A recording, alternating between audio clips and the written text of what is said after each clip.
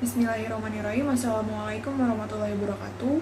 Kami dari kelompok Herpetofauna, mata kuliah studi ekskursi semester 113, Prodi Pendidikan Biologi Universitas Negeri Jakarta. Di sini kami akan mempresentasikan proposal kami yang berjudul Keanekaragaman Herpetofauna di Pusat Pendidikan Konservasi Alam Bodogol, PPKAB Taman Nasional Gunung Gede Pangrango. Sebelumnya, perkenalkan, kami terdiri dari 5 anggota kelompok. Yang pertama ada Nina Deslina dari Pendidikan Biologi A 2017, Denada Kinanti Mahapranawati dari Pendidikan Biologi A 2017, Frena Nurfitriani dari Pendidikan Biologi B 2017, Ami Amalia dari Prodi Pendidikan Biologi B 2017, dan Ahmad Fatoni dari Prodi Pendidikan Biologi B 2017. Berikut adalah topik yang akan kami bahas pada presentasi kali ini. Yang pertama adalah latar belakang, tujuan penelitian, manfaat penelitian, hipotesis, kajian pustaka, dan metodologi penelitian.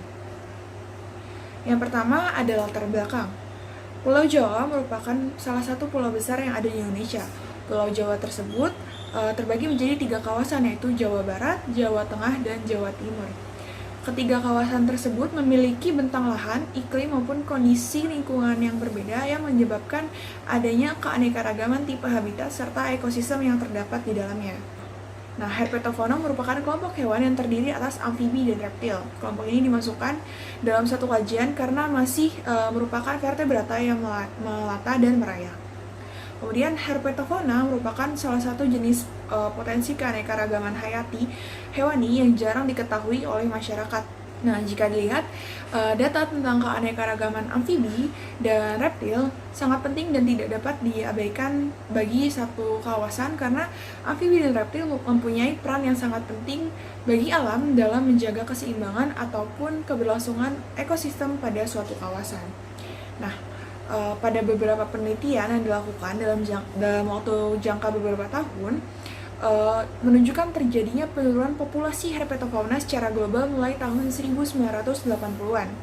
Nah, jika hal ini terus berlanjut, maka dikhawatirkan kemungkinan terburuknya terjadinya kepunahan herpetofauna di dunia sebelum sempat diteliti dan sebelum sempat didata dengan baik.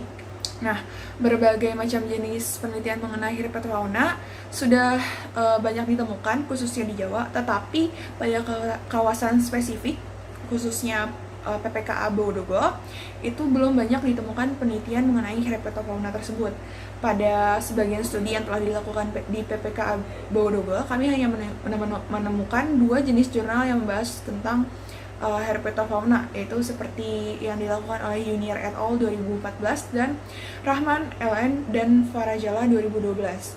Dan kedua penelitian ini pun hanya berfokus pada jenis reptilia dan berudu anura saja, jadi bukan keanekaragaman dari herpetofauna tersebut. Akibat sedikitnya informasi tersebut, maka penelitian kami mengenai keanekaragaman herpetofauna sangatlah penting untuk mengetahui biodiversitas yang ada di Pusat Penelitian Konservasi Alam Bodogol. Nah, penelitian ini bertujuan untuk mengetahui keanekaragaman herpetofauna serta diharapkan dapat menjadi sumber acuan mengenai herpetofauna di Jawa, khususnya di kawasan Pusat Penelitian Konservasi Alam Bodogol. Kemudian perumusan masalahnya adalah bagaimana keanekaragaman amfibi dan reptil di kawasan Pusat Pendidikan Konservasi Alam Bodogol, Taman Nasional Gunung Gede Pangrango. Kemudian untuk tujuan penelitiannya, itu untuk mengetahui keanekaragaman amfibi dan reptil di kawasan PPKA Bodogol, Taman Nasional Gunung Gede Pangrango, Lido, Sukabumi. Kemudian manfaat penelitiannya ada 3. Yang pertama bagi peneliti, yaitu untuk menambah wawasan dan pengetahuan mengenai keanekaragaman herpetofauna di kawasan PPKA Bodogol. Kemudian bagi masyarakat diharapkan hasil penelitian ini dapat memberikan informasi umum mengenai keberadaan herpetofauna yang ada di kawasan PPKA Bodogol. Dan bagi pendidikan, diharapkan dapat memberikan tambahan ilmu pengetahuan mengenai keanekaragaman jenis herpetofauna di Pusat Penelitian Konservasi Alam Bodogol. Nah, hipotesis penelitian kami yaitu terdapat indeks keanekaragaman herpetofauna yang tinggi di kawasan Pusat Pendidikan Konservasi Alam Bodogol, Taman Nasional Gunung Gede, Pangrango, Jawa Barat. Ya, baik. Terima kasih kepada siapapun yang presentasi sebelum saya. Selanjutnya saya akan melanjutkan presentasi dari kelompok Herpetofauna KKL Pendidikan Biologi 2017 mengenai kajian pustaka dari Herpetofauna. Herpetofauna ini terdiri dari dua kelas, yaitu amfibi dan reptil. Amfibi sendiri memiliki sekitar 6.000 spesies yang secara keseluruhan dapat dikelompokkan menjadi 3 ordo, yaitu Urodela atau salamander, Gymnophiona atau apoda, dan Anura atau katak atau kodok. Kelas ini memiliki ciri-ciri sebagian besar quadruple, tidak memiliki kuku sejati, memiliki 5 jari di tungkai depan, jantung dengan 2 ruang, dan sistem peredaran darah ganda. Memiliki kulit yang halus, lembab, dan bergranula. Jaringan integumen termodifikasi dengan sistem pernafasan. Dapat bernafas dengan paru-paru, kulit, ataupun insang. Organ pernafasan digunakan berbeda di setiap siklus hidupnya dan merupakan hewan yang ektotermik. Selanjutnya adalah kelas reptil. Kelas reptilia memiliki kurang lebih 8.000 spesies yang dikelompokkan dalam 4 ordo, yaitu Testudina, yang masuk ke dalam ordo ini adalah kura-kura dan penyu. Lalu ada squamata, di situ terdapat hewan seperti ular dan kadal. Lalu krokodila, yaitu hewan seperti buaya dan aligator. Dan Sphenodonta atau tuataras.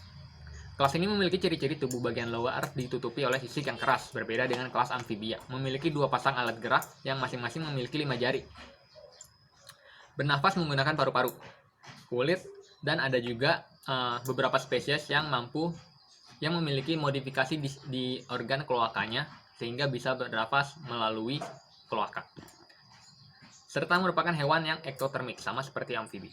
Fertilisasinya terjadi secara internal, dan telurnya diselubungi oleh cangkang yang terbuat dari kalsium karbonat. Baik, terima kasih. Saya akan melanjutkan presentasi kajian pustaka mengenai Pusat Penelitian Konservasi Alam Bodogol.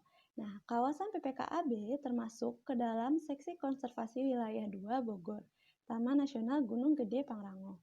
Dilihat dari geografisnya, PPKAB berada di sebelah barat dari Taman Nasional Gunung Gede Pangrango, yang secara administratif masuk ke wilayah Cigombong, Kabupaten Bogor, Jawa Barat.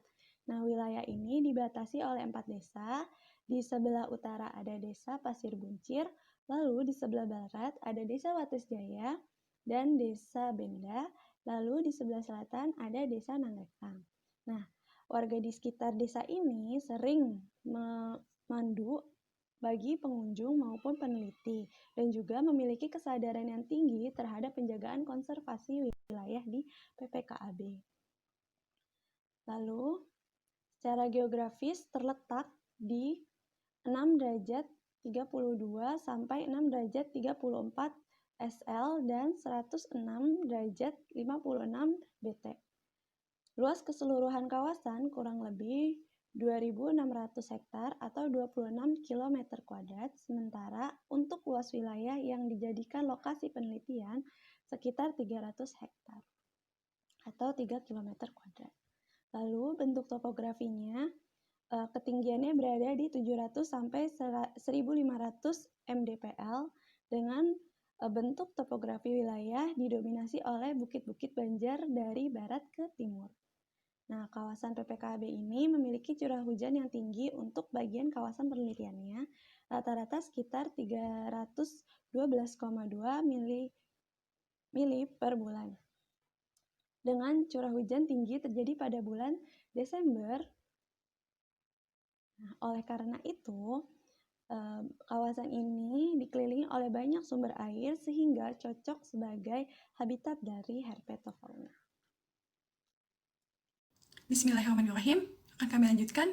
Yang selanjutnya, metodologi penelitian. Yang pertama, tempat dan waktu. Penelitian kami akan dilaksanakan di Pusat Pendidikan Konservasi Alam Bodogol, Taman Nasional Gunung Gede Pangrango, pada tanggal 20 hingga 22 November 2020. Penelitian kami direncanakan akan memakai 2 jalur. Yang pertama, jalur Cikaweni, dan yang kedua, jalur Rasamala. Kedua jalur tersebut kami pilih dikarenakan dekat dengan aliran sungai sesuai dengan herpetofauna. Yang selanjutnya, terdapat alat dan bahan. Alat dan bahan ini akan menunjang kami dalam penelitian. Yang pertama ada jam digital, lalu terdapat meteran yang digunakan untuk mengukur jalur yang kami akan lewati. Lalu selanjutnya ada sling piskometer di mana berfungsi untuk mengukur kelembapan. Selanjutnya terdapat termometer yang berfungsi untuk mengukur suhu. Dan selanjutnya ada belacu. Belacu di sini berfungsi untuk menyimpan spesies yang kami temukan untuk diidentifikasi. Lalu ada alat dokumentasi berupa kamera dan GPS. Selanjutnya ada alat tulis untuk membantu kami mencatat. Yang selanjutnya ada tally sheet. Lalu terdapat buku identifikasi herpetofauna yang berguna untuk membantu kita dalam mengidentifikasi spesies yang kami temukan. Yang selanjutnya ada bahan, atau bahan ini adalah spesies herpetofauna yang kami amati. Selanjutnya ada prosedur penelitian. Di bagian gambar sebelah kanan terdapat peta jalur-jalur yang ada di kawasan PPKAB Bodogol. Di sini, metode pengumpulan data yang kami gunakan adalah metode survei atau Visual Encounter Survey. Metode VES ini adalah modifikasi dari metode jelajah bebas dan belt transect. Metode tersebut dilakukan dengan cara menyusuri berbagai badan air dan menata jenis yang ditemukan serta keadaan daerah tempat jenis tersebut ditemukan, yang akan dikomunikasikan dengan sistem jalur atau line transect, yang peletakannya dilakukan secara purposif. Di mana purposif ini yang dimaksud adalah kami menentukan pengambilan berdasarkan sampel dengan cara menetapkan ciri khusus yang sesuai dengan tujuan penelitian kami, yaitu herpetofauna. Berdasarkan dua tipe, yaitu akuatik dan terestrial. Untuk tipe habitat akuatik dibuat 3 jalur sepanjang 2 km. Lebar jalur fleksibel mengikuti lebar sungainya. Pengamatan dilakukan di sepanjang badan sungai dan badan sungai dengan luar badan sungai. Sedangkan untuk tipe habitat terestrial dibuat 1 jalur dengan panjang 2 km dan pengamatan dilakukan di sepanjang jalur dengan melihat objek yang tampak baik di serasah, pohon, genangan air, dan lubang-lubang pada pohon menggunakan tali rafia. Pengamatan akan dilakukan pada 2 waktu yang sama, yaitu pada pukul 19.00 hingga 23.00 di setiap jalur pengamatan. Pengamatan di hari pertama yaitu di tipe akuatik, sedangkan di hari kedua di tipe terestrial. Individu yang diamati sebagian akan ditangkap dan dimasukkan ke dalam belacu untuk kepentingan identifikasi kami. Selanjutnya, saya akan mempresentasikan teknik pengumpulan data serta analisis data. Dalam penelitian ini, kami menggunakan metode Visual Encounter Survey dan Line Transect, yaitu pengambilan jenis satwa berdasarkan perjumpaan langsung pada jalur di daerah terestrial maupun akuatik dengan sistem jalur.